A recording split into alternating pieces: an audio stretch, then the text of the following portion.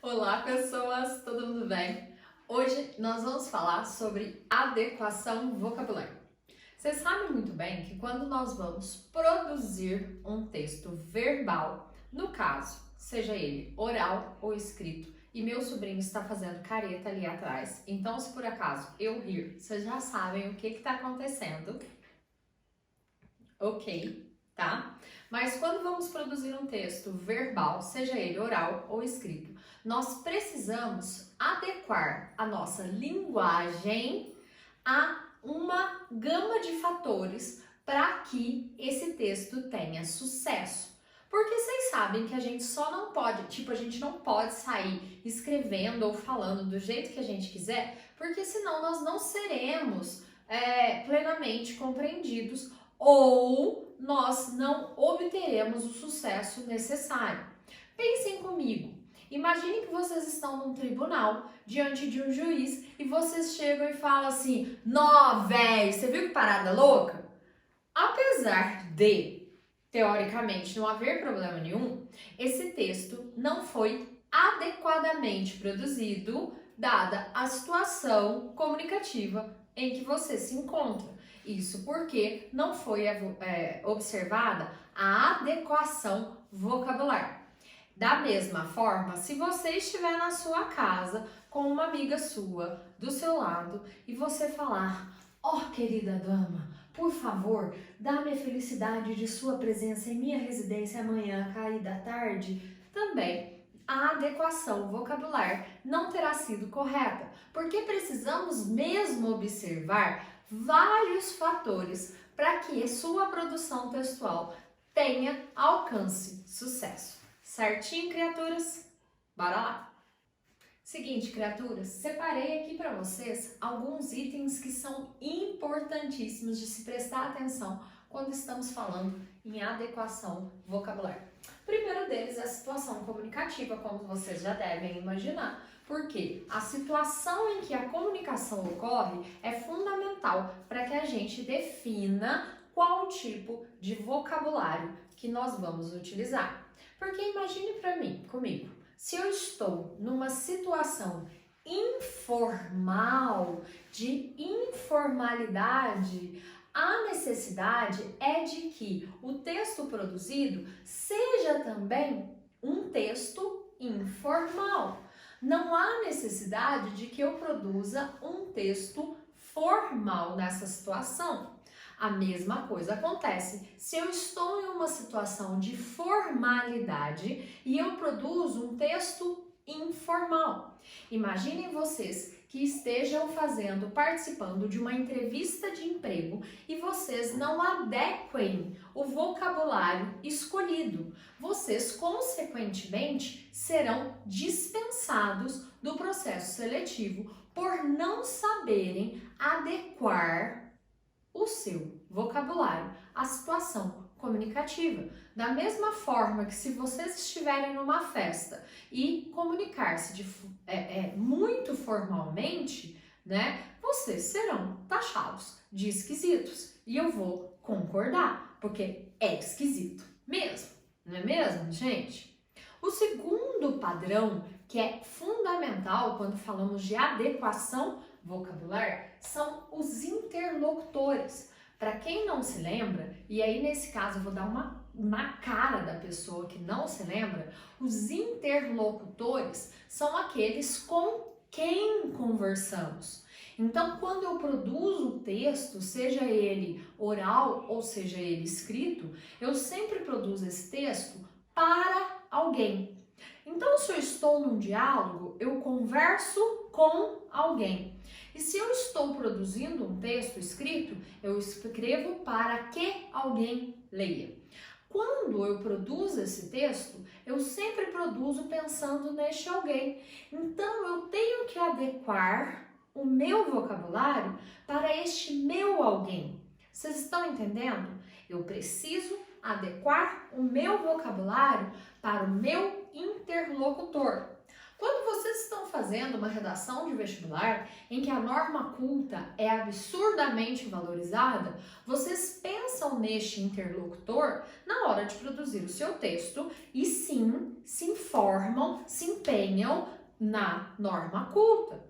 Já o mesmo vocês não precisam fazer quando vocês estão numa conversa de WhatsApp com um colega, mesmo que seja um assunto de trabalho de escola. Por quê? Porque o seu interlocutor tem proximidade com você. Então, mesmo que seja um assunto sério, a proximidade, a intimidade os liberta desse padrão de formalidade.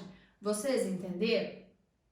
O terceiro item, que é fundamental para indicar qual o nível de adequação vocabular necessário na produção de um texto, é o gênero textual. Então, peraí, eu estou fazendo uma narrativa, eu estou fazendo um relato, eu estou mandando um recado, eu estou fazendo um texto dissertativo e argumentativo? Porque quando fazemos uma narrativa que descreve um diálogo, eu posso manter ali a coloquialidade sem nenhum problema. Agora, se eu estou escrevendo um relatório para o meu chefe, eu não posso de maneira nenhuma deixar a coloquialidade presente. E para quem não lembra, gente, coloquialidade são gírias, são marcas orais que aparecem presentes na produção escrita e que, quando estamos falando de textos formais, são proibidas, caso vocês não se lembrem disso, ok? Então, há gêneros textuais que aceitam a coloquialidade e há gêneros textuais que não aceitam a coloquialidade. Simples assim. E por último, mas não menos importante, nós precisamos adequar o nosso vocabulário ao tema, ao assunto do texto. Isso porque determinados temas têm um campo lexical próprio. Nós já falamos sobre isso. Então, quando estamos falando sobre um assunto médico ou quando estamos falando sobre um assunto civil, estaremos usando um campo lexical próprio, estaremos usando um vocabulário próprio daquele assunto, daquele tema. Então, eu não poderei, de maneira nenhuma, fugir a esse campo lexical, fugir a essa adequação. Quando estou escrevendo sobre esse assunto, quando estou dialogando sobre esse assunto, eu precisarei sim seguir a essa adequação. Isso quer dizer que cada vez que eu for produzir um texto, eu vou seguir a um ou outro motivo, para produzir meu texto, né? Para adequação vocabular? Não, gente. Prestamos atenção em todos esses itens. A questão é que fazemos isso de forma automática. Por quê? Porque somos falantes da língua portuguesa e isso é inerente a nós. Então, quando você está sentado num bar com seus amigos, você não pensa que você tem que falar desta ou daquela forma.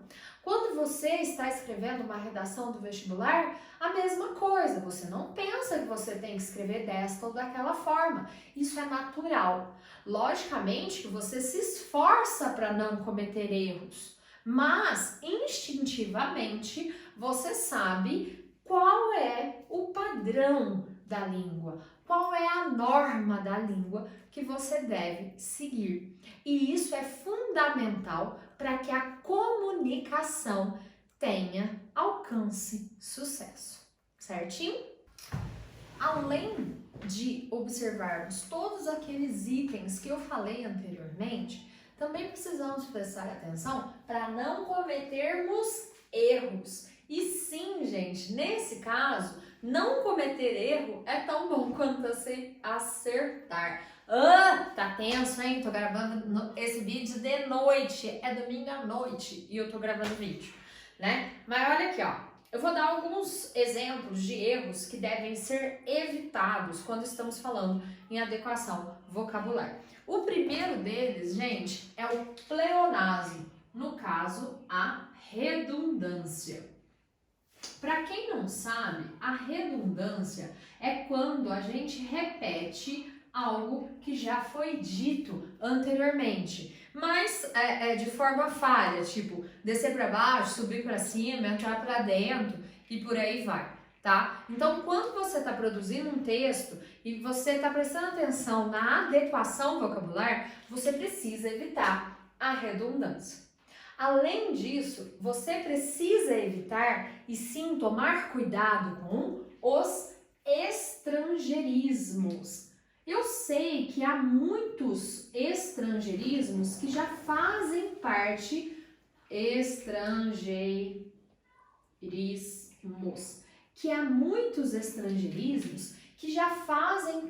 do nosso vocabulário, né? Então, o hambúrguer, por exemplo, já faz parte do nosso vocabulário. Mas, por exemplo, a palavra deletar, gente, apagar, principalmente se estivermos falando em um texto mais formal. Ao invés de usar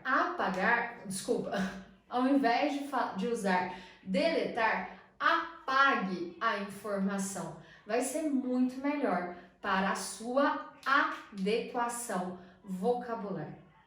Outro exemplo de erro que deve ser evitado são os neologismos.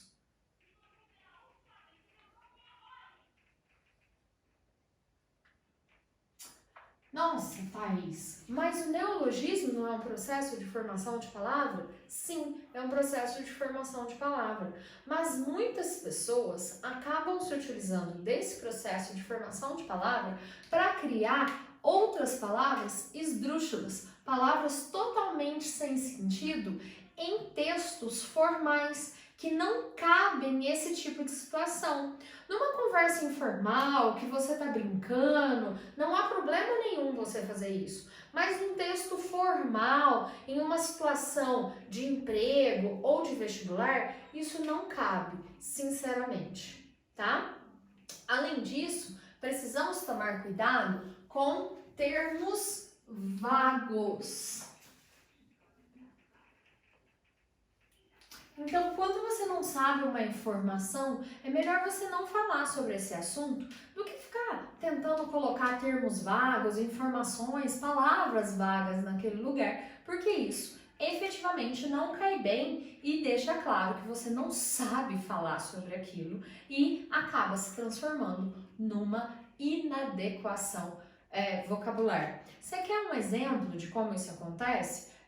Quando você não sabe a diferença de significação entre palavras com sons parecidos, ou quando você não sabe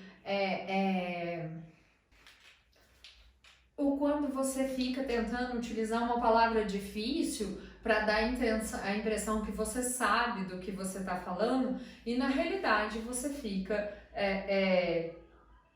ridículo, entendeu? Então, quando você vai produzir um texto, novamente, verbal, seja ele oral ou escrito, você precisa observar todos esses fatores para que você veja qual a adequação vocabular necessária. E para que a sua adequação vocabular obtenha sucesso, observe esses erros que não devem ser cometidos. Eu espero que vocês tenham entendido, mas caso tenha ficado qualquer dúvida, eu estou à disposição. Um beijo da Titia Thais.